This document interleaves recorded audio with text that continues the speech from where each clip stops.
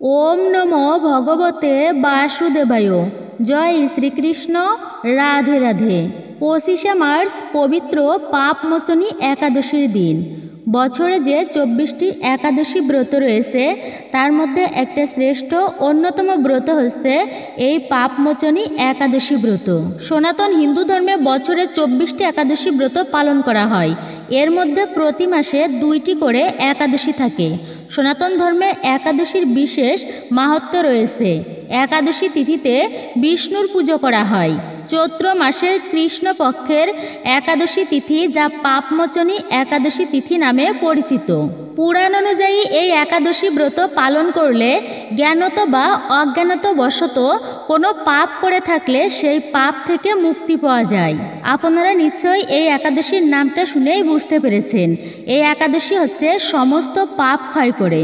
এই ব্রত প্রভাবে জন্ম জন্মান্তরের পাপ থেকে মুক্তি পাওয়া যায়, এমনকি ব্যক্তি মোক্ষ লাভ করতে পারে। ধর্মীয় বিশ্বাস অনুযায়ী পাপমোচনী একাদশীর ব্রত পালন করলে সমস্ত তীর্থ দর্শন ও গোদানের সমান পুণ্যফল প্রাপ্তি করা যায়। সমস্ত যজ্ঞের ফল অনায়াসেই প্রাপ্তি করা যায় শুধুমাত্র এই একটি পাপমোচনী একাদশী ব্রত পালনের ফলে। এতটাই গুরুত্বপূর্ণ এই পাপমোচনী একাদশী। এই দিনে আপনি কোনো কাজ করেন কিংবা না করেন, গাভী অথবা কুকুরকে খাইয়ে দেন এই একটি খাবার। এতে সংসারে দারিদ্রতা দূরীভূত হবে, আপনার জীবনে সৌভাগ্য আসবেই আসবে এই একাদশী ব্রত প্রভাবে।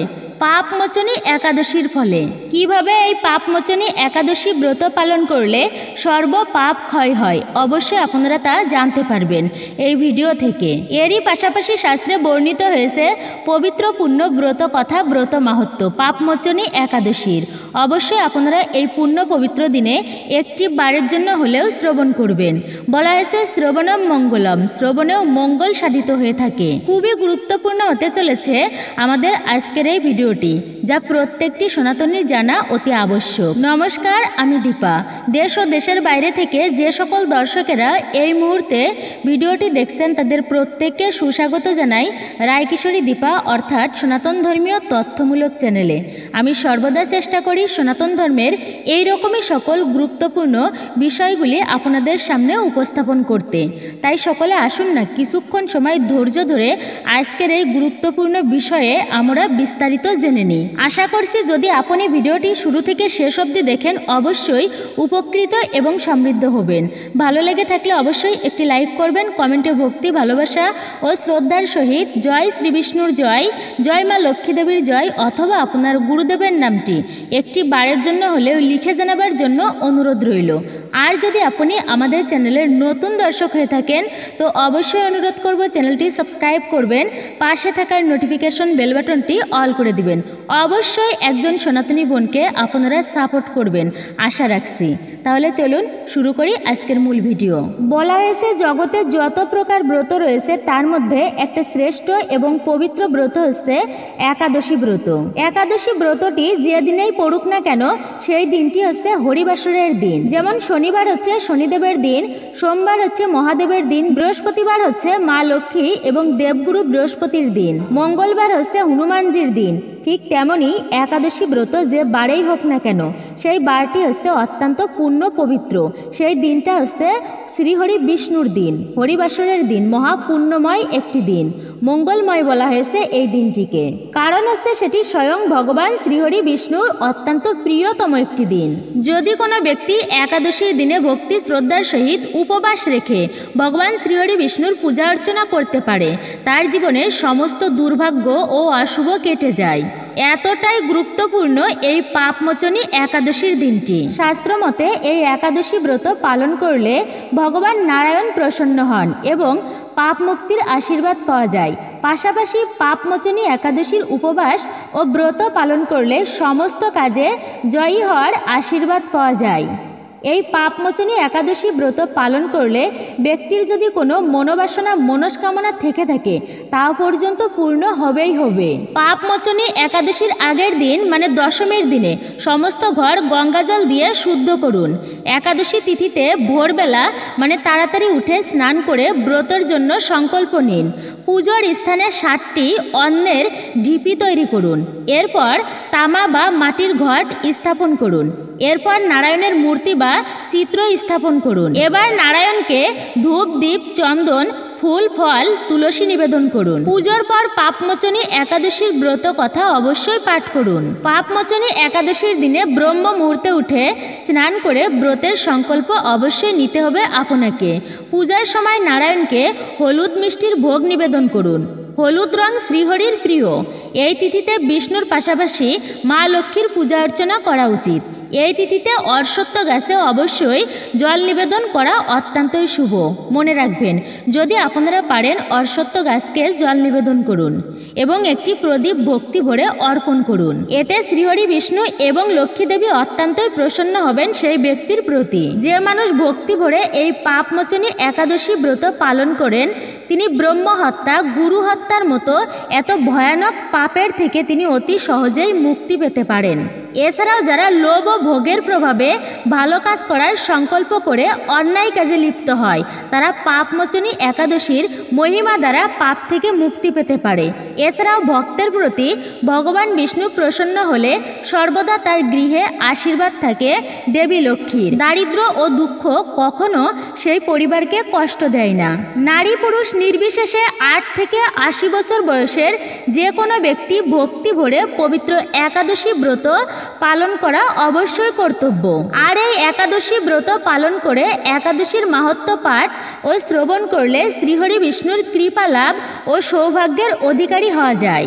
মনে রাখবেন, একাদশী ব্রত পালনের মূল উদ্দেশ্য হওয়া উচিত নিরন্তর ভগবানকে স্মরণ করা। এই ব্রত পালনে যে ফল লাভ হয় তা অশ্বমেধ, রাজসূয় ও বাজপেয় যজ্ঞ দ্বারা সেই ফল প্রাপ্তি হয় না। পাপমোচনী একাদশী ব্রতের দিনে গীতা পাঠ, ভাগবত শ্রবণে পৃথিবী দানের ফল লাভ করা যায়। একাদশী ব্রতের দিনে ধূপ ও প্রদীপ জ্বালিয়ে নারায়ণকে আরতি করুন। ভগবানকে নৈবেদ্য অর্পণ করবেন। মনে রাখবেন, শুধুমাত্র সাত্ত্বিক জিনিসই ভগবানকে নিবেদন করা হয়। ভোগে তুলসী পত্র অবশ্যই যুক্ত করবেন, কারণ ভগবান শ্রীবিষ্ণু তুলসী পত্রবিহীন কখনোই ভোগ গ্রহণ করেন না। তুলসী অত্যন্তই প্রিয় ভগবান শ্রীহরি বিষ্ণুর। ভগবান বিষ্ণুর সঙ্গে অবশ্যই কিন্তু আমি আরেকটি বারও বলছি, দেবী লক্ষ্মীর পূজা অর্চনা করবেন। অসহায়, দুস্থ, দরিদ্র মানুষকে অবশ্যই সাত্ত্বিক খাদ্য বা প্রয়োজনীয় জিনিস দান করুন একাদশী ব্রতের দিনে। কখনোই কিন্তু অন্ন দান করবেন না। ব্রত শুরু করার সময় ব্রহ্মচর্য অবস্থায় অবশ্যই থাকুন। ব্রহ্মচর্য ধর্ম পালন করবেন। এই দিনে অ্যালকোহল এবং তামাক সেবন কঠোরভাবে নিষিদ্ধ। পরদিন সকালে আবার ভগবান নারায়ণকে পূজা করুন, ব্রাহ্মণকে খাবার খাওয়ান। এরপরে একটি শুভ সময়ে ব্রত ভঙ্গ করতে হয়, অর্থাৎ একাদশী ব্রতের পালন করতে হয়। আর একাদশী ব্রতের দিনে আপনারা প্রত্যেকেই জানেন যে রাত্রি জাগরণ করতে হয়। রাত্রি জাগরণ করে হরি কথা, কৃষ্ণ কথা, গীতা ভাগবত পাঠ বা কীর্তন শ্রবণ করা অতি আবশ্যক। এমনকি একাদশীর মাহাত্ম্য আপনি পাঠ বা শ্রবণ করতে পারেন। অর্থাৎ একাদশীর দিন বা রাত্রি আপনি ভগবান শ্রীহরি বিষ্ণুর সেবায় নিজেকে নিয়োজিত রাখুন। দৈবিক কাজে নিজেকে যুক্ত রাখবেন। এতে বিশেষভাবে ভগবান শ্রীহরি বিষ্ণুর কৃপা প্রাপ্ত করতে পারবেন আপনারা। আর একবার যদি কোনো ব্যক্তির ভগবান শ্রীহরি বিষ্ণুর কৃপা লাভ হয়ে যায়, এই জগতে তার আর কোনো কিছুর আশা থাকে না, কোনো কামনা বাসনা থাকে না, সমস্তটাই পূর্ণ করে দেন স্বয়ং ভগবান শ্রীহরি বিষ্ণু। প্রাচীনকালে অতি মনোরম চৈত্ররথ পুষ্প উদ্যানে মুনিগণ বহু বছর ধরে তপস্যা করতেন। একসময় মেধাবী নামে এক মুনিকুমার সেখানে তপস্যা করছিলেন। তখন মঞ্জু ঘোষা নামে এক সুন্দরী অপ্সরা তাকে বশীভূত করতে চাইলে ঋষির অভিশাপের ভয়ে সে আশ্রমের 2 মাইল দূরে অবস্থান করতে থাকে ও বীণা বাজিয়ে মধুর স্বরে সে গান করতে থাকে। একদিন মঞ্জু ঘোষা মেধাবীকে দেখে কামবাণে পীড়িতা হয়ে পড়ে, আর ঋষি মেধাবীও অপ্সরার অনুপম সৌন্দর্য দেখে মুগ্ধ হন।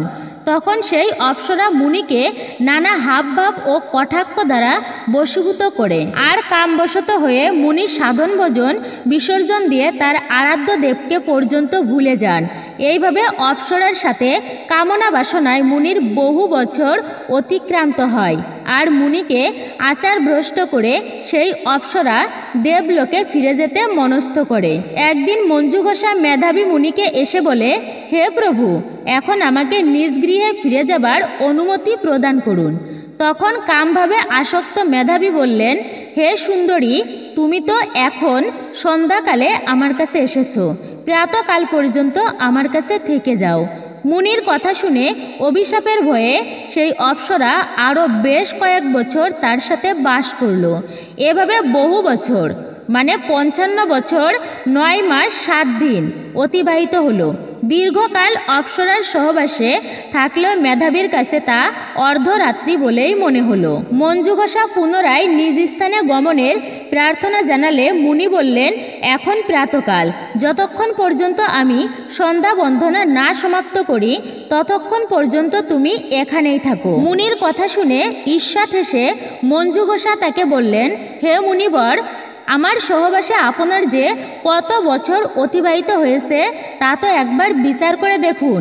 এই কথা শুনে মুনি স্থির হয়ে চিন্তা করে দেখলেন যে তার 56 বছর অতিবাহিত হয়ে গেছে। মুনি তখন মঞ্জুঘোষার প্রতি ক্রোধবশত হয়ে বললেন, ওরে পাপিষ্ঠ দুরাচারিণী, তপস্যার ক্ষয়কারিণী, তোমাকে ধিক, তুমি পিশাচী হও।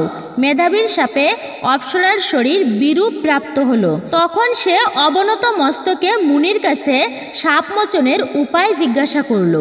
মেধাবী মুনি বললেন, হে সুন্দরী, চৈত্র মাসের কৃষ্ণপক্ষিয়া পাপমোচনী একাদশী সর্বপাপ ক্ষয়কারিণী, সেই ব্রত পালনে তোমার পিশাচত্ব দূর হবে। পিতার আশ্রমে ফিরে গিয়ে মেধাবী বললেন, হে পিতা, এক অপ্সরার সঙ্গদোষে আমি মহা পাপ করেছি, এর প্রায়শ্চিত্ত কি তা কৃপা করে আমায় বলুন। তখন চব্বন মুনি বললেন, চৈত্র মাসের কৃষ্ণপক্ষিয়া পাপমোচনী একাদশী ব্রতের প্রভাবে তোমার সমস্ত পাপ দূর হবে। পিতার উপদেশ শুনে মেধাবী মুনি সেই ব্রত ভক্তি ভরে পালন করল। তার সমস্ত পাপ দূর হলো। পুনরায় তিনি তপস্যার ফল লাভ করলেন। মঞ্জুঘোষা ওই ব্রত পালনের ফলে পিশাচত্ব থেকে মুক্তি হয়ে দিব্য দেহে স্বর্গে গমন করল। যুধিষ্ঠির বললেন, হে মহারাজ, যে ব্যক্তিরা ভক্তি সহকারে এই পাপমোচনী একাদশী ব্রত পালন করে তাদের পূর্বকৃত সমস্ত পাপই ক্ষয় হয়। এই ব্রত কথা পাঠ ও শ্রবণে সহস্র গোদানের ফল লাভ হয়। অর্থাৎ 1000 গাভী দান করলে যে পুণ্যফল অর্জন করে ব্যক্তিরা শুধুমাত্র এই একটি পাপমোচনী একাদশী ব্রত পালন করলে ব্যক্তিরা সেই সমস্ত ফল অনায়াসেই প্রাপ্ত করতে পারে। এই একাদশী সকল সুখের আধার, সিদ্ধি প্রদানকারী ও পরম মঙ্গলময়, সমস্ত পাপ থেকে নিস্তার বা মোচন করে বলে এই একাদশী তিথি হচ্ছে পাপমোচনীয় একাদশী নামে প্রসিদ্ধ। কৃষ্ণকে ভুলি যেই জীব অনাদি বহির্মুখ, অতএব মায়াতারে দায় সংসার দুঃখ। বলা হয়েছে একাদশী ব্রতই হচ্ছে সর্বোত্তম। যদি কোনো ব্যক্তি নির্জলাভাবে সেই ব্রত পালন করতে পারে তো তার মতো আর ব্রত হয় না। শ্রবণ, কীর্তন, স্মরণ আদি নবদা ভক্তির পরই দশম ভক্তাঙ্গ রূপে একাদশীর স্থান। এই তিথিকে হরিবাসর বলা হয়। তাই ভক্তি লাভেচ্ছু প্রত্যেকেই একাদশী ব্রত পালনের উপযোগিতার কথা বিভিন্ন পুরাণে বর্ণিত হয়েছে। একাদশী তিথি সকলের অভীষ্ট প্রদানকারী। এই ব্রত পালনে সমস্ত পাপ নষ্ট হয়, সর্বসৌভাগ্য ও শ্রীকৃষ্ণের প্রীতিবিধান হয়। নারী পুরুষ নির্বিশেষে সকলেই এই একাদশী ব্রত ভক্তি শ্রদ্ধার সহিত পালন করা অবশ্যই কর্তব্য। সংকটজনক অবস্থা বা জন্ম মৃত্যুর অসৌচে কখনো একাদশী ব্রত পরিত্যাগ করতে নেই। একাদশীতে যদি শ্রাদ্ধ উপস্থিত হয় সেই দিন শ্রাদ্ধ না করে দ্বাদশী তিথিতে শ্রাদ্ধ করা উচিত। শুধু বৈষ্ণবেরা নয়, শিবের উপাসক, সূর্য, চন্দ্র, ইন্দ্র আদির উপাসক, দেবদেবতার উপাসক তো প্রত্যেকেই এই একাদশী ব্রত পালন করা কর্তব্য। দুর্লভ মানব জীবন লাভ করেও যদি এই একাদশী ব্রত পালন না করেন তো বহু দুঃখ কষ্টে 84 লক্ষ জনি ভ্রমণ করতে হয় সেই সকল ব্যক্তিদের। অহংকার বশত একাদশী ব্রত ত্যাগ করলে যম যাতনা ভোগ করতে হয়। যে ব্যক্তি এই ব্রতকে তুচ্ছ জ্ঞান করে জীবিত হয়েও সে মৃতের সমান। একাদশী ব্রত পালন না করলে কুম্ভিপাক নরকের যাত্রী হতে হয়। যারা একাদশী ব্রত পালন করতে নিষেধ করে তারা শনি মহারাজের সাড়ে সাথী ভোগ করেন। শনি মহারাজের কোপে তারা বিনষ্ট হয়। একাদশীকে উপেক্ষা করে তীর্থস্থান আদি অন্য ব্রত পালনকারীর অবস্থা গাছের গোড়া কেটে পাতায় জলদানের মতোই। কিন্তু কেউ যদি একাদশী ব্রতে শুধু উপবাস করে তাতে বহু ফল পাওয়া যায়। শুদ্ধ ভক্তেরা এই দিনে একাদশ ইন্দ্রিয়কে শ্রীকৃষ্ণের চরণে সমর্পণ করে। একাদশীতে শস্যর মধ্যে সমস্ত পাপ অবস্থান করে, তাই চাল, ডাল, আটা, ময়দা, সুজি, সরিষা আদি জাতীয় খাদ্যদ্রব্য একাদশীর দিনে বর্জন করা উচিত। নির্জলা উপবাসে অসমর্থ ব্যক্তি জল, দুধ, ফলমূল, এমনকি আলু, পেঁপে, কলা, ঘি অথবা বাদাম তেল বা সূর্যমুখীর তেলে রান্না করে সেই প্রসাদ ভগবানকে নিবেদন করে, মানে সবজি ভগবানকে নিবেদন করে তারপর আপনি গ্রহণ করতে পারেন। তবে একাদশীর দিনে যে সমস্ত সবজি রন্ধন করবেন তাতে কিন্তু ভুল করেও আপনারা সরিষার তেল, সয়াবিন তেল, তিল তেল এর ব্যবহার করবেন না। আমি আবারও বলতেছি, আপনারা ঘি, বাদাম তেল অথবা সূর্যমুখীর তেল ব্যবহার করতে পারেন সেই সবজিতে। ভুল করেও পাঁচফোড়নের ব্যবহার করবেন না। তো সেই সবজি রন্ধন করে আপনারা ভগবানকে নিবেদন করে তাই আপনি প্রসাদ হিসেবে গ্রহণ করতে পারেন এবং অন্যদেরকে দানও করতে পারেন। তবে খুবই গুরুত্বপূর্ণ একটা কথা, আর সেটি হচ্ছে একাদশী ব্রত পালন করে নিজে তো অন্ন গ্রহণ করবেনই না, এমনকি অন্য কাউকে গ্রহণ করাবেনও না, মানে কাউকে দেবেনও না। একাদশী ব্রতের অন্ন কিন্তু কেউই গ্রহণ করে না। তো আসুন আমরা জেনে নিই বিস্তারিতভাবে। শাস্ত্র অনুসারে সুন্দর একটা কাহিনী আছে। ভগবান শ্রীকৃষ্ণ তিনি ভগবান হওয়া সত্ত্বেও নিজে পর্যন্ত জগৎ ও জীবের কল্যাণের জন্য, প্রচারের জন্য এই একাদশী ব্রত পালন করত। এমনকি ভগবান শ্রীকৃষ্ণের যিনি পালিত মা, মানে যশোদা মা, তিনিও একাদশী ব্রত পালন করত। একদিন কি হলো, ভগবান একদিন শ্রীকৃষ্ণ তিনি লক্ষ্য করলেন যে মা যশোদা একাদশীর দিনে অন্ন রান্না করছে, মানে ভাত রান্না করছে। তিনি গিয়ে কি করলেন, মায়ের হাত চেপে ধরলেন। মা, আজকের এই পবিত্রপূর্ণ একাদশী ব্রতের দিনে তুমি কি করছো? তুমি অন্ন কেন রান্না করছো? মা, তুমি জানো না একাদশীর দিনে যে ব্যক্তি অন্ন গ্রহণ করে তার মহা পাপের ভাগী হতে হয়? যশোদা মা জানতই না যে আজকে হচ্ছে একাদশী ব্রত। তখন তিনি শ্রীকৃষ্ণকে বলল, তবে কি করব? এখন কি উপায়ের? এই অন্নগুলো দূরে কোথাও দিয়ে আসো, যে গ্রহণ করবে তাকে দান করতে পারো। তো একদিকে হচ্ছে অন্ন নষ্ট করা, এটা কিন্তু মহাপাপের, এতে কিন্তু লক্ষ্মী হানি হয়। আরেকটা বিষয় হচ্ছে যে একাদশীর দিনে অন্ন গ্রহণ করাটা হচ্ছে মহাপাপের। এবার কি করলো, যশোদা মা পড়েছে ধর্ম সংকটে। কেন? নষ্টও করতে পারবে না, আবার তা গ্রহণ করতেও পারবে না। কারণ একাদশীর দিনে অন্ন গ্রহণ করা যায় না, আবার অন্ন তো নষ্টও করা যাবে না, কারণ সেটি হচ্ছে মহাপাপের। তাহলে দেবী লক্ষ্মী রুষ্ট হয়ে যাবেন। তাহলে এর উপায় কি? মা যশোদা এবার পড়লেন চিন্তায়। যমুনায় যদি ফেলে দিই তাহলে অনেক মাছ আছে, তারা খেয়ে বাঁচতে পারবে। এটা চিন্তা করে যমুনা নদীর পাড়ে গেল সেই রন্ধন করা অন্ন নিয়ে। যমুনা নদীতে সেই রন্ধন করা অন্নগুলি যেই ফেলতে যাবেন, তখনই নদী থেকে উঠে এলো দেবী যমুনা। হাত জোর করে প্রার্থনা করলেন, হে মা, আপনি এই অন্নগুলো কৃপা করে এই যমুনা নদীতে ফেলবেন না। কেননা আজকের দিন হচ্ছে মহাপুণ্যের দিন, মহাপবিত্রতম দিন, একাদশী ব্রতের দিন। কোনো প্রাণীকেই আজকের দিনে অন্ন গ্রহণ করানো উচিত নয়, এতে সমস্ত পাপের ভাগী হতে হয়। তাই আপনি কৃপা করে এই অন্নগুলো এখানে ফেলবেন না মা। এবার মা যশোদা দেবী কি করবেন? তিনি দুঃখিত মনে সেই যমুনা নদীর পাশে বসে কান্না করতে থাকলেন। গালে হাত দিয়ে এইভাবে বসে আছেন তিনি। হঠাৎই একটা মকর মাছ আপন মনে খেলা করছিল। আর চিন্ময় জগতের সকল প্রাণীর কথা বলতে পারে সেই মকর মাছটি, যিনি পরম পুরুষোত্তম ভগবান, যার ভয়ে মৃত্যুর দেবতা যমরাজ, যিনি যমরাজ পর্যন্ত তিনি ভয়ে ভীত হয়ে যান। আর সেই ভগবান শ্রীকৃষ্ণের মা, যিনি হচ্ছেন যশোদা দেবী, তো যশোদা দেবীর ভয়ে ভগবান শ্রীকৃষ্ণ লীলার ছলে পালিয়ে বেড়াতেন। যখন মা যশোদা কৃষ্ণকে লাঠি নিয়ে তাড়া করতেন, সেই যশোদা মা আজকে স্বয়ং ভগবান শ্রীকৃষ্ণের মা যিনি, তিনি দুঃখিত হয়ে বসে আছেন এখানে। প্রশ্ন করল মকর মাছ, মা আপনি এত দুঃখিত কেন? আপনি কেন কান্না করছেন?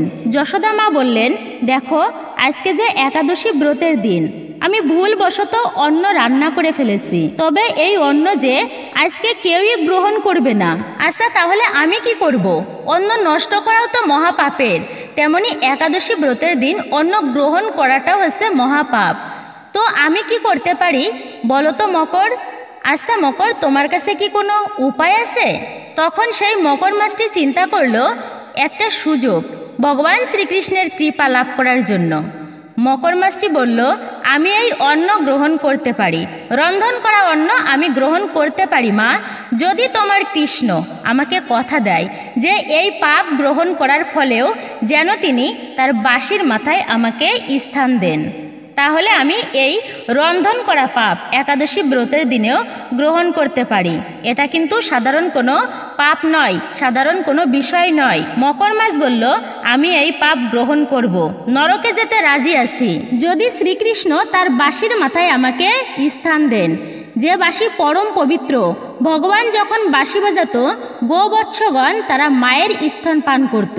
সেই বাঁশির সুর শুনে দুই নেত্র মানে চোখ বন্ধ করে চোখ হইতে অশ্রু বিসর্জন করত। এতটাই সুন্দর মধুর সেই বাঁশির সুর। এই বাঁশির সুর শুনে দেবী যমুনা তার গতিপথ ভুলে যেত। নদীর জোয়ার বাঁশির সুর শুনে তার গতিপথকে ভুলে যেয়ে আবার ভাটার দিকে প্রবাহিত হতো। এতই সুন্দর ছিল সেই ভগবান শ্রীকৃষ্ণের বাঁশির সুর, এতটাই মধুর। আর তার ভক্তেরা কি করত? যদি সেই বাঁশির সুর শ্রবণ করত, তারা যেখানে যে অবস্থায় থাকতো সেই অবস্থায় সেইভাবেই ছুটে চলে আসতো ভগবান শ্রীকৃষ্ণের কাছে। আর সেই বাঁশির মাথায় যদি আমি স্থান পাই, তবে আমার এই পাপ গ্রহণ করতে একটুও দ্বিধা নেই, এই পাপ সৌভাগ্যে পরিণত হবে। মা তোমার কৃষ্ণ যদি আমাকে কথা দিতে পারে, তবে আমি এই রান্না করা অন্য খাবার গ্রহণ করব। তখন ভগবান শ্রীকৃষ্ণের কাছে মা যশোদা গিয়ে এই কথা বললেন। তিনি তখন খুশি হয়ে বলল, তথাস্তু। দেখুন তো, মকর মাছ এই পাপের অন্ন গ্রহণ করেও তার জীবন সৌভাগ্যে পরিণত করেছিল, তার জীবনে সৌভাগ্য বর্ষিত হয়েছিল। এবং আপনারা দেখবেন যে শ্রীকৃষ্ণের বাঁশির মাথায়, একটু খেয়াল করে দেখবেন যে শ্রীকৃষ্ণের বাঁশির মাথায় দেখা যায় আসলে ওটা কিন্তু ময়ূর নয়, এটা সেই মকর মাছ।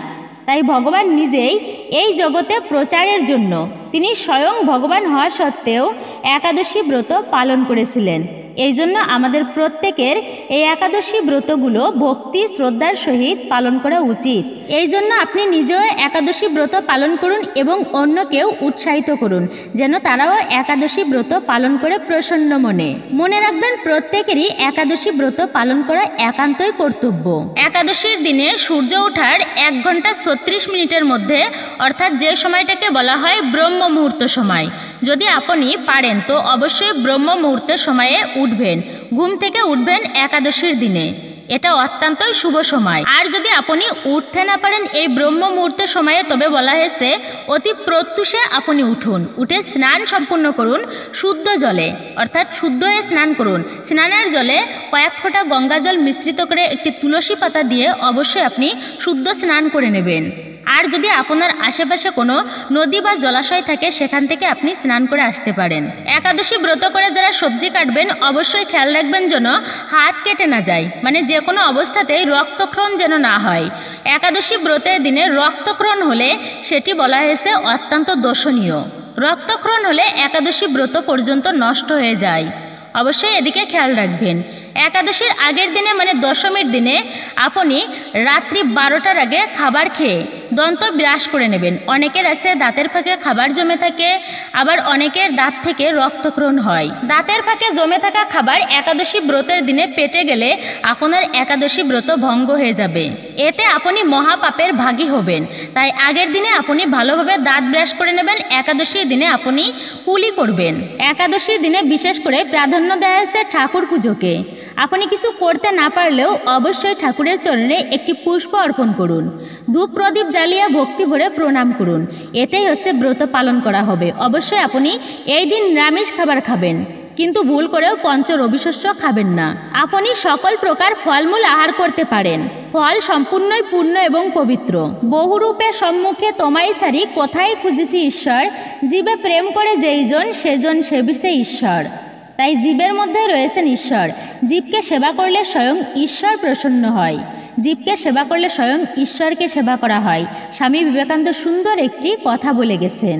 একাদশীর দিনে যে সমস্ত সবজি রন্ধন করতে পারেন, কাঠবাদাম, কাজু বাদাম, মিষ্টি কুমড়া, মিষ্টি আলু, পেঁপে, কাঁচকলা, টমেটো, ফুলকপি, বাঁধাকপি ইত্যাদি এবং সাবুর বিভিন্ন প্রকার পদ রান্না করে আপনি তা গ্রহণ করতে পারেন একাদশীর দিনে। জগতে প্রকাশের জন্য, জীবকে উদ্ধারের জন্য স্বয়ং ভগবান শ্রী রামচন্দ্র তিনিও একাদশী ব্রত পালন করেছিলেন। গীতাতেই বলা আছে পত্রং পুষ্পং ফলম, অর্থাৎ এই বিশেষ দিনে যদি কোনো ব্যক্তি ভগবানকে ফুল অর্থাৎ পুষ্প দিয়ে পূজা অর্চনা করেন, বলা হয়েছে ভগবান এতটাই প্রসন্ন হন যে তিনি এতটা প্রসন্ন কারোর প্রতি হন না, অত্যন্তই তিনি প্রীত হন এবং তার সমস্ত মনস্কামনা মনোবাসনা অর্থাৎ সমস্ত অভীষ্ট বস্তু যা অতি সহজেই প্রাপ্ত করা যায় না, তিনি তা পূর্ণ করে দেন একাদশী ব্রত পালনের ফলে। এতটাই গুরুত্বপূর্ণ এই পাপমোচনী একাদশী ব্রত। কলিযুগের যুগধর্ম হরে কৃষ্ণ মহামন্ত্র এই বিশেষ দিনে আপনি যতবার পারবেন ততবারই জপ করবেন। আর যারা মালা জপ করেন তারা অবশ্যই এই বিশেষ দিনে আপনারা জপের সংখ্যা বৃদ্ধি করবেন যদি সম্ভব হয়। ভগবানের মন্ত্রের উপর কোনো মন্ত্রই হয় না।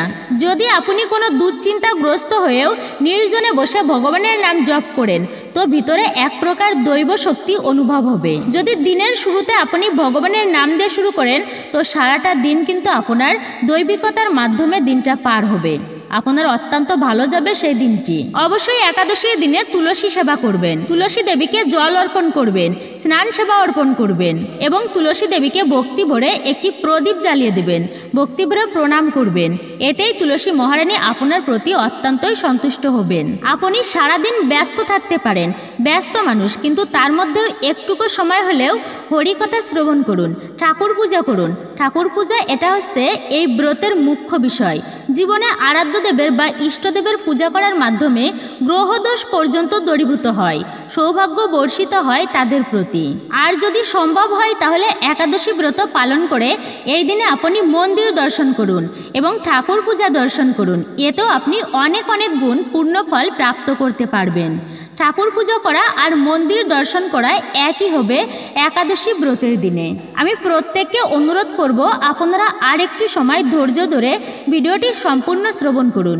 এতে যদি আপনারা কোনো কারণবশত ব্রত পালন নাও করতে পারেন তাহলে ব্রতের পূর্ণ ফল অনেকাংশে আপনারা প্রাপ্তি করতে পারবেন। এইবার আসুন আমরা জেনে নিই এই একাদশীর দিনে কুকুর বা গাভীকে কোন খাবারটি খাইয়ে দিতে হবে। আচ্ছা, কেন এই গোমাতা ভগবান শ্রীকৃষ্ণের এতটাই প্রিয়? পদ্ম পুরাণে উল্লেখিত আছে যে কোনো ধর্মীয় অনুষ্ঠানের আগে বাড়িতে গোবর লেপনের কথা বলা হয়েছে। আরও বলা হয়েছে বেদে বহু বছর আগেই গোবর লেপনের কথা। গোবরে অশুভ শক্তি দূরীভূত হয়। গরুর পেছনের দিকটা হচ্ছে অত্যন্তই পবিত্র, কিন্তু সামনের দিকটা হচ্ছে অশুভ। ভগবানের দুজন ব্যক্তি অত্যন্তই প্রিয়, একটা হচ্ছে গাভী মাতা আর একটা হচ্ছে ব্রাহ্মণ। ভগবানের প্রিয় কেন এই ব্রাহ্মণ? কেননা ব্রাহ্মণের উপরিভাগ খুবই পবিত্র, ব্রাহ্মণের শ্রীমুখ খুবই প্রিয়, যেই মুখ থেকে দিব্য মন্ত্র উচ্চারিত হয়, শাস্ত্রের কথা পাঠ হয়। আর যে সমস্ত ব্যক্তি শাস্ত্র কথা পাঠ করে দিব্য মন্ত্র উচ্চারণ করে, অপশব্দ প্রয়োগ করে না, পরনিন্দা পরচর্চা এগুলো করে না, তার আলাদাই একটা বাক্য শক্তি আছে। সেই শ্রীমুখ থেকে যে আশীর্বাদ দেন তাই একটুকু হলেও ফলপ্রসূ হয়। আর সেই শ্রীমুখ থেকে যে অভিশাপ বের হয় তা কিন্তু একটুকু হলেও সেই অভিশাপ ফলে যায়। তাই ব্রাহ্মণের উপরিভাগ মানে শ্রীমুখ খুবই পবিত্র। এই জন্য ভগবান এই দুইজন ব্যক্তিকে অত্যন্তই পছন্দ করেন। ভগবানের যে প্রণাম মন্ত্র রয়েছে তাতে বলা হয়েছে নম ব্রাহ্মণ্য দেবায় গো ব্রাহ্মণ হিতায় চ জগদ্ধিতায় কৃষ্ণায় গোবিন্দায় নমো নমো। হে গোবিন্দ, আমি তোমাকে প্রণাম করি। কেন? তুমি ব্রাহ্মণ এবং গাভীদের হিতকারী, তোমাকে আমি নমস্কার করি। জগতে যারা গো হত্যা করে বলা হয়েছে এটা মহাপাপের। আর ব্রাহ্মণ হত্যা মানে ব্রহ্ম হত্যা, গুরু হত্যা সেটিও কিন্তু মহাপাপের। এই দুই প্রকার পাপ যারা করবে তাদের শত সহস্র অর্থাৎ যাবৎকাল চন্দ্র সূর্য যতদিন বিদ্যমান আছে ততকাল নরকের যন্ত্রণা ভোগ করতে হবে। এটা অতি ভয়ানক পাপের কথা বলা হয়েছে। কিন্তু এই সমস্ত পাপ করার পরেও যদি কেউ এই একাদশী ব্রত পালন করার ফলে মানে এই পাপ মোচনী একাদশী ব্রত পালন করে ভগবানের কাছে প্রার্থনা করে, তবে তার জন্ম জন্মার্জিত সকল পাপরাশি পর্যন্ত বিধৌত হয়ে যায় শুধুমাত্র এই পাপ মোচনী একাদশী ব্রত পালনের ফলে। অবশ্যই আপনারা ভক্তিনিষ্ঠার সহিত এই একাদশী ব্রতটি পালন করবেন। এই পাপ মোচনী একাদশীর দিনে কুকুর বা গাভীকে কোন খাবারটি খাওয়ানো উচিত? মনে রাখবেন, জীবকে সেবা করার মাধ্যমে ভগবানকে অনেকাংশেই প্রসন্ন করা যায়। একটু আগেই বলেছি, গাভী হচ্ছে ভগবান শ্রীকৃষ্ণের অত্যন্তই প্রিয়। যখন পিণ্ডদান করা হয়, পিণ্ডদান করার ফলে একটুকু হচ্ছে ভগবানের প্রসাদ, যা পিতৃপুরুষদের উদ্দেশ্যে নিবেদন করতে হয় এবং সেখান থেকে অল্প পরিমাণ প্রসাদ মা গঙ্গাকে দিতে হয়। যদি সম্ভব হয় সেখান থেকে অল্প একটু প্রসাদ আপনি গাভী মাতাকে খাওয়াতে পারেন, এটা অত্যন্তই শুভ। গাভী মাতাকে খাওয়াতে হয়। যারা পুণ্য লাভ করতে চায় তাদের বলা হয়েছে পদ্ম পুরাণে, তোমরা গাভী মাতার সেবা করো। গাভীর সেবা করার জন্য কচি কচি ঘাস গাভীকে খাওয়ান, এতে গাভীর সেবা করা হয়, এতে পূর্ণ লাভ হয়। এই পৃথিবীতে গঙ্গা প্রবাহিত হয়। রাজা দিলীপ ভগীরথের সগর রাজার বংশধর হচ্ছে দিলীপ। তিনি কিন্তু গাভীর সেবা করেছিলেন, যার ফলশ্রুতিতে এই পৃথিবীতে গঙ্গা নদীকে আমরা দেখতে পাচ্ছি। ভগবানের চরণ থেকে গঙ্গা নদী প্রবাহিত হয়ে এই পৃথিবীতে পর্যন্ত বর্তমান বিদ্যমান। অবশ্যই এই বিষয়টা আমরা একটু পরেই বিস্তারিত জানব। এই গাভী সেবার মাধ্যমে এসেছিল গঙ্গা, তাই গাভী সেবা অত্যন্তই শুভ বলা হয়েছে শাস্ত্রে। তবে মনে রাখবেন, পঞ্চ রবিশস্যের মধ্যে কোনো খাবার এই দিনে কুকুর বা গাভীকে খাওয়ানো উচিত নয়। তাছাড়া আপনি ঘাস দিতে পারেন গাভীকে এই দিনে। খড় বিচুলি অনেকেই কলা গাছ খেতে দেন ছোট ছোট করে, সেটিও দিতে পারেন। এছাড়াও কুকুরকে এই দিনে আপনি সবজি রন্ধন করে খেতে দিতে পারেন। একাদশীর দিনে আপনি মানে ব্রত রেখে যেই সমস্ত সবজি ভগবানকে নিবেদন করবেন, সেই প্রসাদী আপনি ভগবানের নিকট থেকে সেই নিবেদিত সবজি প্রসাদী থেকে আপনি গাভী এবং কুকুরকে খাওয়াতে পারেন। এটি অত্যন্তই শুভ। ভগবানের প্রসাদ যাকে দেওয়া হোক না কেন তার সমস্ত দুঃখ দারিদ্রতা দূরীভূত হয়। মনে রাখবেন, প্রসাদের সর্ব দুঃখ হরণ হয় এবং দ্বাদশীর দিনেও কুকুর পাখি মানে বিভিন্ন প্রাণী পশু পাখিকে আপনারা সেবা করতে পারেন খাবার দেওয়ার মাধ্যমে। শুধু যে কুকুর গাভী তা কিন্তু নয়, যে কোনো জীবের সেবা করতে পারেন এই বিশেষ দিনে। অন্যান্য দিনেও সেবা করলে বা ধর্মীয় কাজ করলে যতটা পুণ্য লাভ না হয় তার থেকে অধিক পুণ্য ফল লাভ করতে আপনারা পারবেন শুভতম দিনগুলোতে। পশু পাখির সেবা করে, অসুস্থ বা দরিদ্রদের সেবা করে, ভালো ভালো কর্ম করে বেশি ফল আপনারা পেতে পারেন। তবে মনে রাখবেন, কখনোই কোনো পশু পাখিকে আঘাত করা উচিত নয়, তাদেরকে মারা উচিত নয়, কোনো প্রাণীকে হত্যা করা উচিত নয়। এটি কিন্তু অত্যন্তই অমঙ্গল, অশুভ বলা হয়েছে শাস্ত্রে। দৈববশত যদি কখনো একাদশী ভঙ্গ হয়ে যায় তবে ক্ষমা ভিক্ষা করে পুনরায় ব্রত পালন করতে হয়। যে কোনো অবস্থাতেই হোক না কেন একাদশী ব্রত পালন করা প্রত্যেকের উচিত। অবশ্যই যদি সম্ভব হয় আপনারা এই পুণ্য পবিত্র দিনে গঙ্গা নদীতে স্নান করবেন। গঙ্গা নদীতে স্নান করলে অত্যন্ত পুণ্য ফল আপনারা প্রাপ্ত করতে পারবেন। প্রথম মতে ব্রহ্মার কমণ্ডল থেকে এক নারী মূর্তির স্বরূপ প্রাপ্ত হয়। এই দৈব নারী মূর্তিকেই পরবর্তীতে গঙ্গা নামে অভিহিত করা হয়েছে। বৈষ্ণব মত অনুসারে ব্রহ্মা তার কমণ্ডলের জল নিয়ে সশ্রদ্ধ চিত্তে বিষ্ণুর পদধৌত করেছিলেন। সেই শ্রীপাদ ধৌত জল থেকেই জন্ম হয় মহাপবিত্র গঙ্গার। তৃতীয় মত অনুযায়ী গঙ্গা ছিলেন গিরিরাজ হিমালয় ও তার পত্নী মেনকার কন্যা এবং দেবী পার্বতীর জ্যেষ্ঠ ভগিনী। তবে প্রতিটি মতেই একথা স্বীকৃত যে ব্রহ্মা গঙ্গাকে পবিত্র করে তাকে স্বর্গে উত্তীর্ণ করেন। কিন্তু স্বর্গস্থ গঙ্গা দেবী কীভাবে মর্তধামে কল্যাণিনী গঙ্গা হয়ে প্রবাহিত হলেন সে কথা আমাদের অনেকেরই কিন্তু অজানা আছে। এক সময় বৃত্রাসুর নামক এক ভয়ঙ্কর অসুর দেবতা ও মুনি ঋষিদের জীবন অতিষ্ঠ করে তুলেছিল। তার মূল শক্তি ছিল কালকেয় জাতির অসুরেরা। কালকেও অসুরগণ বৃত্রাসুরের দুর্বৃত্তায়নকে মদন জোগাচ্ছিল পিছন থেকে। এই বৃত্রাসুরের অত্যাচার থেকে মুক্তি পেতে ত্রিদেবের পরামর্শে দেবরাজ ইন্দ্র মহর্ষি দধিচির অস্ত্র দিয়ে দেবশিল্পী বিশ্বকর্মার সাহায্যে নির্মাণ করেন তার এক অস্ত্র বজ্র। এই বজ্রাঘাতেই তিনি পরাজিত ও নিহত করেন বৃত্রাসুরকে। এর ফলে মুনি ঋষিদের উপর ক্ষুব্ধ হলেন কালকেয় অসুরগণ। সুচতুর পরিকল্পনায় তারা লুকিয়ে পড়লেন সাগরের গভীর তলদেশে। গভীর রাত্রিতে তারা সমুদ্র থেকে উত্থান করে পৃথিবীতে ধ্বংসযজ্ঞ চালাতে লাগলেন। তাদের নিষ্ঠুরতার প্রকোপ থেকে মুক্তি পেল না মানুষ, মুনি ঋষি, প্রাণীকুল কেউই। দিনের পর দিন তাদের এই বর্বরতার মাত্রা চরম আকারে চরমতম পর্যায়ে পৌঁছালো। অবশেষে কোনো উপায় না দেখে দেবতারা শরণাপন্ন হলেন অগস্ত্য মুনির। ধ্যানে বসে অগস্ত্য দেখতে পেলেন সব কালকেও অসুরগণ সমুদ্রের তলদেশে গা ঢাকা দিয়েছে। তখন মুনি এই অসুরদেরকে বের করে আনতে সমুদ্রের সব জল পান করলেন। লুকায়িত অসুরগণ প্রকাশিত হলো। তখন দেবতারা তাদেরকে বধ করে আবারও শান্তি স্থাপন করলেন মর্তলোকে। কিন্তু গোলযোগ বাঁধল অগস্ত্য মুনিকে নিয়ে। অগস্ত্য মুনি সমুদ্রের সব জল পান করে ফেলায় জল সংকট দেখা দিল মর্তে। দেবতারা এইবার মহর্ষি অগস্ত্যের কাছে প্রার্থনা করলেন তিনি যেন পেট থেকে সব জল বের করে সমুদ্রের ফের পূর্ণ করে দেন। কিন্তু অগস্ত্য জানিয়ে দিলেন তার পক্ষে জল ফেরত দেওয়া একদমই সম্ভব নয়, কারণ উদরস্থ জল তিনি হজম করে ফেলেছেন, সেই জল আর ফেরাতে পারবেন না। একথা শুনে কমণ্ডল হাতে নিয়ে আশ্রমের দিকে যাত্রা করলেন অগস্ত্য মুনি। ভগবান শ্রী রামচন্দ্রের পূর্বপুরুষ ছিলেন রাজা সগর। তিনি ছিলেন যেমন ধার্মিক তেমনি মহাপরাক্রমশালী। দুই স্ত্রী কশিনী ও সুমতি ও তাদের গর্ভজাত 60,000 একটি পুত্র নিয়ে ছিল রাজা সগরের পরিবার। একবার সেই মহাপরাক্রমশালী রাজা 100টি অশ্বমেধ যজ্ঞের আয়োজন করেছিলেন। এর মধ্যে 99টি যজ্ঞ তিনি অনায়াসেই সম্পূর্ণ করে ফেললেন। বাকি রইল একটি মাত্র অশ্বমেধ যজ্ঞ। এই একটি যজ্ঞ সুসম্পূর্ণ হলেই তিনি দেবরাজ ইন্দ্রের চেয়েও বেশি শক্তিশালী হয়ে যাবেন। তাই দেবরাজ ইন্দ্রও এই যজ্ঞের ফলাফল নিয়ে শঙ্কিত ছিলেন। এদিকে যথাসময়ে 100তম অশ্বমেধ যজ্ঞের কার্যক্রম সূচিত হলো। ঈর্ষান্বিত দেবরাজ ইন্দ্র এই যজ্ঞ বিফল করতে চুপি চুপি চুরি করে ফেললেন যজ্ঞের অশ্বটি। তারপর অশ্বটিকে বেঁধে রেখে আসলেন পাতাল লোকে ধ্যানমগ্ন কপিল মুনির আশ্রমে, যার ফলে রাজা সগর অশ্বমেধ যজ্ঞ সম্পূর্ণ করতে পারলেন না।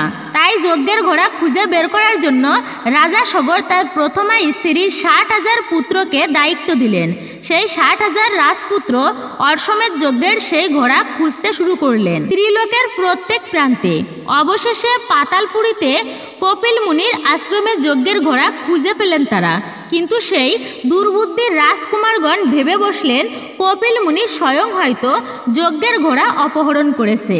তাই তারা মুনিকে চোর অপবাদ দিয়ে তার ধ্যান ভঙ্গ করলেন। একে তো দীর্ঘকালের তপস্যা ভঙ্গের অপরাধ, তার উপর চোর অপবাদ। মারাত্মকভাবে ক্রুদ্ধ হলেন কপিল মুনি। তার শরীর থেকে নির্গত হলো ভয়ঙ্কর ক্রোধাগ্নি। সেই ক্রোধানলে পুড়ে ভস্মীভূত হলেন সেই 60,000 রাজপুত্র, সগর রাজের 60,000 রাজপুত্র। দীর্ঘদিন অপেক্ষা করার পরও যখন 60,000 রাজপুত্র ফিরলেন না, তখন রাজা সগর তার দ্বিতীয় স্ত্রী সুমতির পুত্র তথা অসমঞ্জের পুত্র অংশুমানকে পাঠালেন তাদের খোঁজে। পিতামহের নির্দেশে অংশুমান যজ্ঞের ঘোড়া ও কাকাদের খুঁজতে গিয়ে কপিল মুনির আশ্রমে পৌঁছালেন। তিনি আশ্রম প্রাঙ্গণে খুঁজে পেলেন রাজা সগরের সেই অশ্বমেধ যজ্ঞের ঘোড়া।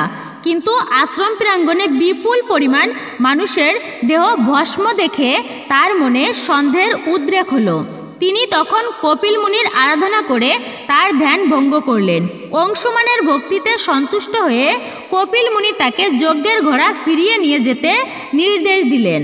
এমন সময় অংশুমান তার আশ্রম চত্বরে পড়ে থাকা মানুষের দেহভস্মের কথা মুনিকে জিজ্ঞাসা করলেন। কপিল মুনি তাকে তার পিতৃব্যদের দুর্বুদ্ধির কথা অংশুমানকে খুলে বললেন।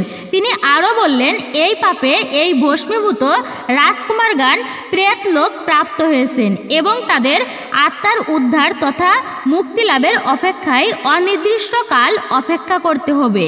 তখন অংশুমান আরও কাতর হয়ে মুনির কাছে এই 60,000 পিতৃব্যদের মুক্তির উপায় জানতে চাইলেন। মুনি বললেন, তোমার 60,000 পূর্বপুরুষ মহাপাপী, তাদের মুক্তি শুধুমাত্র পবিত্রতম গঙ্গা স্পর্শেই সম্ভব হবে। এরপর মুনি পুনরায় ধ্যানমগ্ন হলেন আর অংশুমান যজ্ঞের ঘোড়া নিয়ে ফিরে এলেন পিতামহের কাছে।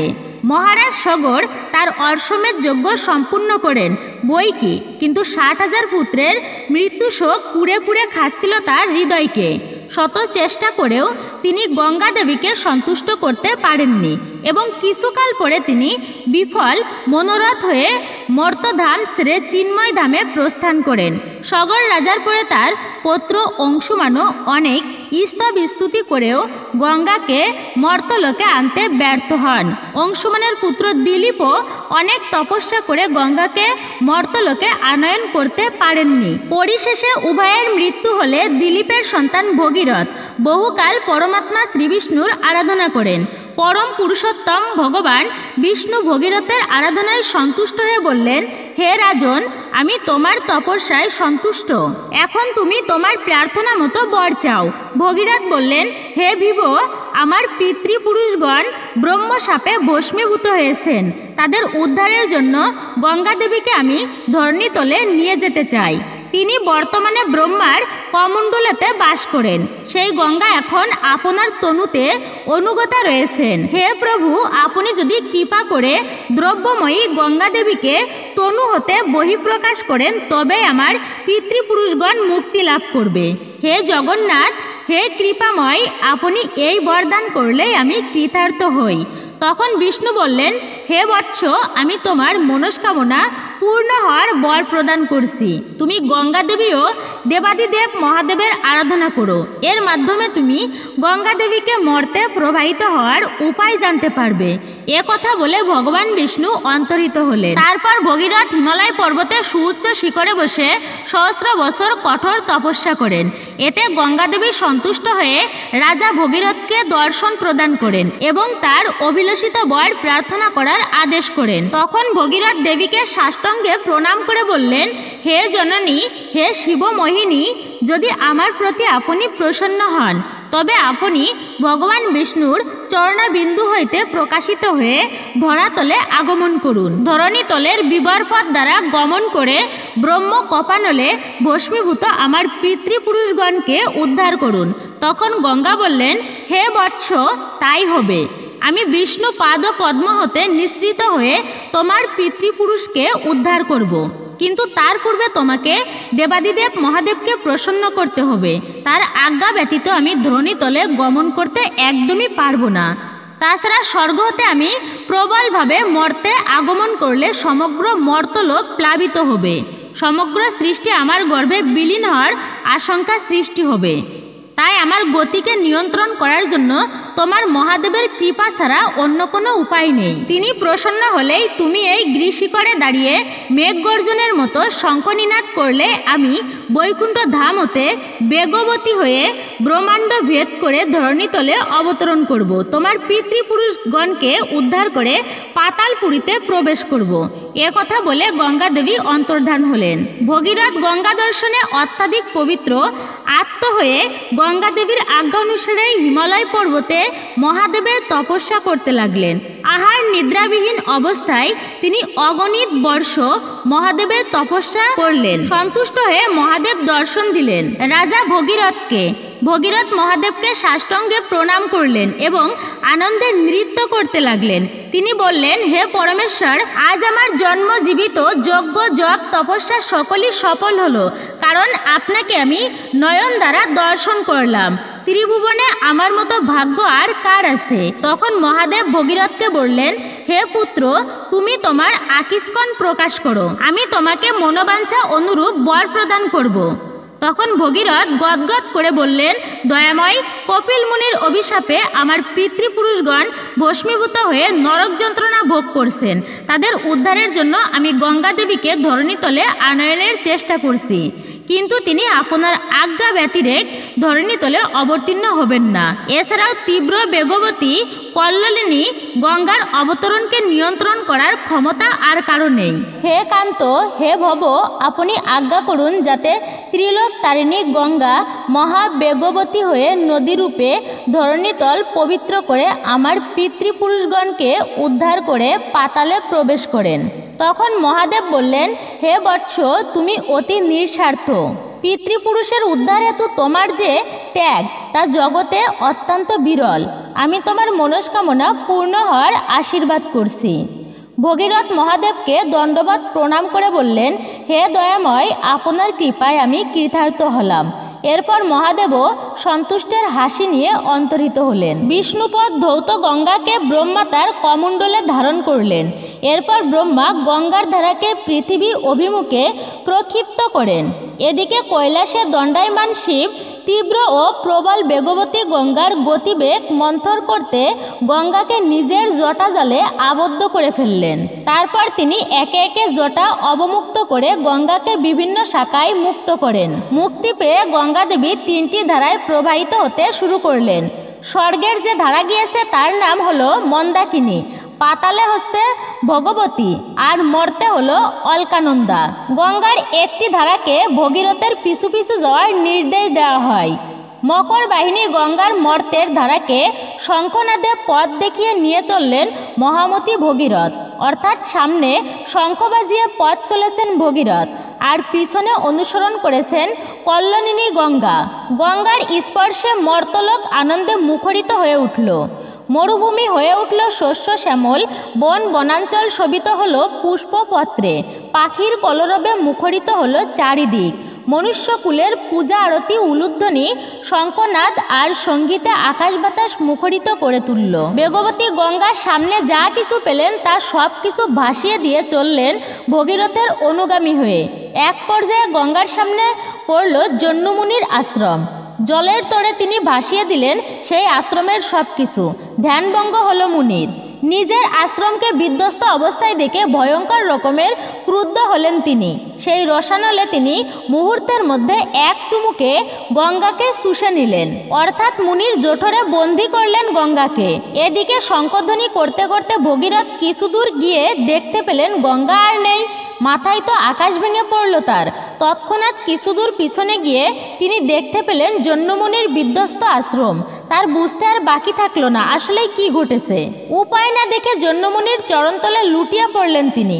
অনেক আকুতি মিনতি এবং প্রার্থনা করে অবশেষে জন্যমুনির ক্রোধকে প্রশমিত করলেন তিনি। ভগীরথের প্রার্থনায় খুশি হয়ে মুনি তার জানুভেদ করে গঙ্গাকে মুক্তি দিলেন। তখন দ্রব্যময়ী গঙ্গা আপন মূর্তি ধারণ করে বললেন, হে মুনিবর, যখন আমি আপনার দেহ হইতে নির্গত হয়েছি তখনই আপনি আমার পিতা হয়েছেন। আপনার প্রতি আমার বিন্দুমাত্র অনুযোগ নেই। হে পিতা, জন্যমুনির জানুদেশ থেকে নির্গত হওয়ার কারণে আমি জাহ্নবী নামে এই জগতে বিখ্যাত হব। যে ব্যক্তি জাহ্নবীর নাম স্মরণ করবে তার পাপ তাপ দূরীভূত হবে। শুরু হলো আবার পথ চলা। পথ চলতে চলতে এক সময়ে ভগীরথ পথের দিশা হারিয়ে ফেললেন। গঙ্গা দেবী ও সগর রাজার বংশকে অন্বেষণ করতে করতে পরম বেগ ধারণ করে দক্ষিণ দিকে গমন করতে লাগলেন। এক পর্যায়ে সমুদ্রের নিকট উপস্থিত হয়ে জলশূন্য সমুদ্রকে চূর্ণ করে দিলেন তিনি। গঙ্গা যেখানে সাগরের সাথে মিলিত হলেন সেই স্থানের নাম হলো গঙ্গাসাগর। এরপর মাতা বসুন্ধরার অনুরোধে শতধারায় বিধ্বস্ত হয়ে শতদিকে গমন করতে লাগলেন দেবী গঙ্গা। স্রোতস্বিনী গঙ্গার মর্তে আগমনের কথা স্মরণ করে এখনও ভারতের দক্ষিণ প্রান্তে অবস্থিত গঙ্গাসাগরে মকর সংক্রান্তির দিন আগমন ঘটে লক্ষ লক্ষ ভক্ত ও পুণ্যার্থীদের। এদিকে বিপন্ন হয়ে বিষ্ণুর প্রার্থনা আরম্ভ করলেন তিনি।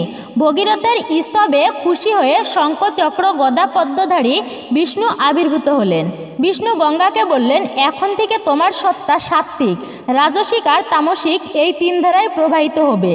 রাজসিক আর তামসিক ধারার আরও পূর্ব দিকে এক নতুন পথে প্রবাহিত হবে আর সাত্ত্বিক সত্তামূল ধারায় প্রবাহিত হয়ে কপিল মুনির আশ্রমে পৌঁছাবে। পূর্বের সেই রাজসিক তামসিক ধারার নাম হলো পদ্মা। ভারতের উত্তরা পথের সব নদী প্রবাহ এসে মিশল গঙ্গার দুই ধারায়। আর কৈলাস পর্বত থেকে মহাদেবের পদধৌত ব্রহ্মপুত্র এসে মিশল পদ্মায়। আর ভাগীরথকে বিষ্ণু বললেন, তুমি এই নদীপথ অনুসরণ করে পিছন দিকে ফিরে গেলে পথের দিশা আবার খুঁজে পাবে। তখন সেই পথে গঙ্গার সাত্ত্বিক ধারাকে নিয়ে মুনির আশ্রমে পৌঁছাবে। ভগবান বিষ্ণুর নির্দেশে ভগীরথ আবার পশ্চাৎ দিকে ফিরে গিয়ে গঙ্গার সাত্ত্বিক ধারাকে নিয়ে মুনির আশ্রমে পৌঁছালেন। কপিল মুনির আশ্রমে উপস্থিত হলেন। মহর্ষি কপিল গঙ্গা দেবীকে মাতৃজ্ঞানে আহ্বান করলেন। তখন জাহ্নবী জিজ্ঞাসা করলেন, মহর্ষি সগর সন্তানগণ কোন স্থানে ভস্মীভূত হয়েছেন? তখন মুনিবর বললেন, জননী দেখুন, বর্ষরাশি স্থানে স্থানে ছড়িয়ে ছিটিয়ে রয়েছে। গঙ্গা সেই বর্ষরাশি দেখা মাত্রই তা জল প্লাবিত করলেন। বর্ষ সকল গঙ্গার জল স্পর্শ মাত্রেই চারু চতুর্ভুজধারী হয়ে দিব্যরথে আহরণ করে ব্রহ্মলোকে গমন করতে লাগলেন। পিতৃপুরুষগণের মুক্তি লাভ দর্শন করে আনন্দে নৃত্য করতে লাগলেন। আর গঙ্গার জয় হোক বলে ধ্বনি দিতে লাগলেন, জয় মা গঙ্গার জয়। ভগীরথ রোমাঞ্চিত হয়ে পুনরায় শঙ্খধ্বনি করতে লাগলেন। সেই শঙ্খধ্বনি শ্রবণ করে গঙ্গা পাতাল বিবার হতে ধরণীতলে আগমন করলেন। আর একটি ধারা পাতালপুরীতে রয়েই গেল। সেই ধারাটি ভগবতী নামে বিখ্যাত হলেন। আর ভগীরথের নাম থেকে গঙ্গার সাত্ত্বিক ধারার নাম হলো ভাগীরথী। এভাবে গঙ্গা দেবী, যিনি বিষ্ণু পাদ পদ্মে বাস করতেন, তিনি সর্বলোকের হিতার্থে পৃথিবীতে এই পাপমোচনী একাদশীর দিনে বা পুণ্য পবিত্র দিনে গঙ্গা স্নান করলে 10 জন্মের অর্জন করা সব পাপ ক্ষয় হয়ে যায়। এছাড়াও অযুত পরিমাণ অশ্বমেধ যজ্ঞে যে ফল মেলে তা শুধু একটি বার দশহরাতে যদি কেউ গঙ্গা স্নান করতে পারেন তা প্রাপ্ত হয়। স্কন্দ পুরাণে বলা হয়েছে, চৈত্র মাসে কৃষ্ণা ত্রয়োদশী তিথিতে শতবিশা নক্ষত্র যোগ হলে সেই তিথি বারুণী স্নান নামে পরিচিত, যা আছে সামনে। এই তিথিতে গঙ্গা স্নান করলে বহু শত সূর্যগ্রহণে গঙ্গা স্নানের যে ফল তা প্রাপ্ত করা যায়। গঙ্গা স্নান করলে মুক্তি বা মোক্ষ লাভ করা অতি সহজেই সম্ভব হয়। দ্বাদশী আছে মহাপাপনাশিনী। যদি কোনো ব্যক্তি দ্বাদশীতে গঙ্গা স্নান করতে পারেন, এই তিথিতে গঙ্গা স্নান করলে মহাপাপও নাশ হয়ে যায়। মা গঙ্গা দেবী সকল পাপ হরণ করেন, দুঃখ বিনাশ করেন, সুখধাত্রী মোক্ষধাত্রী গঙ্গা। অবশ্যই আপনারা এই পুণ্য পবিত্র পাপমোচনী একাদশীর দিনে যদি সম্ভব হয় গঙ্গা স্নান করবেন। আর যদি সম্ভব না হয় তাহলে আপনি বাড়িতেই স্নান করুন, কিন্তু স্নানের জলে কয়েক ফোঁটা গঙ্গা জল মিশিয়ে তুলসী পত্র দিয়ে তারপর আপনি শুদ্ধ স্নান করুন। তাহলে অবশ্যই আপনারা একাদশী ব্রত পালন করবেন মঙ্গলবার দিন, এবং বুধবার দিনে আপনারা পালন কার্য সম্পূর্ণ করবেন সঠিক সময়ে। ভোর 5:35 থেকে 9:41-এর মধ্যে আপনারা পালন কার্য সম্পূর্ণ করবেন বুধবার দিনে। তাহলে অবশ্যই মনে রাখবেন 5:35 থেকে 9:41 মধ্যে পারণ মন্ত্র উচ্চারণ করে ভগবানকে পঞ্চ রবিশস্য অর্পণ করে তারপর আপনি সেই প্রসাদী গ্রহণ করে পারণ ভঙ্গ করবেন। এই ছিল আমাদের আজকের ভিডিওটি আপনার কাছে কেমন লাগলো তা কমেন্ট করে অবশ্যই জানাবেন।